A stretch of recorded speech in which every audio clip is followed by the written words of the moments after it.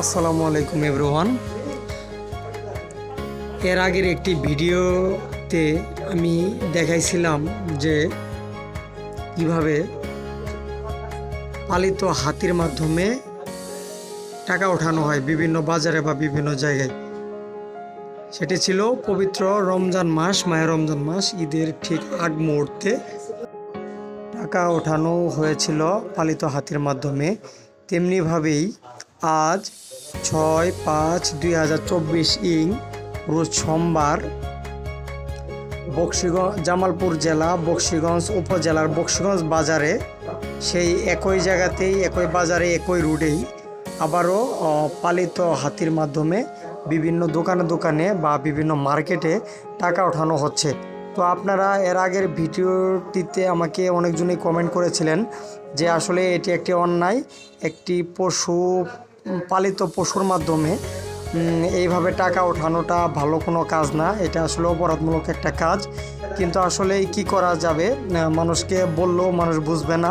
তার কারণ হচ্ছে একটা হাতি নিয়ে যখন একটা মার্কেটের ভিতর বা কোনো ধরনের দোকানের পাশে যাওয়া হয়, একটা দোকানে যাওয়ার পর যখন একটি হাতি তার সুরের মাধ্যমে সেই দোকানের ভিতরে সুর দিয়ে টাকা চায় বা সেখানে অনেকক্ষণ দাঁড়িয়ে থাকে, তখন যদি একটি দোকানদার টাকা না দেয় তাহলে নানান ধরনের সমস্যা সৃষ্টি করতে পারে হাতি। এর জন্যই দোকানদারদের বা বিভিন্ন ধরনের মার্কেটের দোকান বা বাইরের দোকান, সব দোকান মালিকদেরই টাকা দিতে হয় বিভিন্ন। আপনারা এই ভিডিওটি যে জেলাকে থেকেই দেখবেন, সমস্ত বাংলাদেশের ভিতরে সবাই সবার জেলা থেকে আপনার পাশে যদি এরকম কোনো লোক হয়ে থাকে যে পোষা হাতি দিয়ে এইভাবে টাকা ইনকাম করে থাকে, আপনার ব্যক্তিগতভাবে বা আপনার এলাকার মুরব্বিয়ানদের মাধ্যমে তাদেরকে বুঝাবেন যেন তারা এই কাজটি কোনোভাবে না করে। দর্শক দেখতে পাচ্ছেন এখন হাতিটি মার্কেটের ভিতরে উঠেছে এবং যে পর্যন্ত টাকা না দিবে সেই পর্যন্ত এইভাবে দাঁড়িয়ে থাকবে টাকা নেওয়ার জন্য। মার্কেটের ভিতরে বা বিভিন্ন বাইরে যে দোকানদাররা আছে তাদের টাকা না দিয়ে কোনো উপায় থাকে না। আসলে আমি ভিডিওর মাধ্যমে বা বিভিন্ন ধরনের মাধ্যমে আপনাদেরকে না করলাম বা জানিয়ে দিলাম যে আসলে টাকা দিবেন না, এগুলো আসলে একটা পশু দিয়ে এগুলা কাজগুলো আসলে ঠিক না, এগুলো আসলে অপরাধমূলক একটা কাজ। কিন্তু সামনে হাতি যাওয়ার পর আর কেউ না করতে পারে না, বা না করলেও তাদের কোনো সমস্যা যদি করে হাতি, কারণ আসলেই যে আসলে হাতি লালন পালন করে তার কথাই তো সব শুনে হাতি।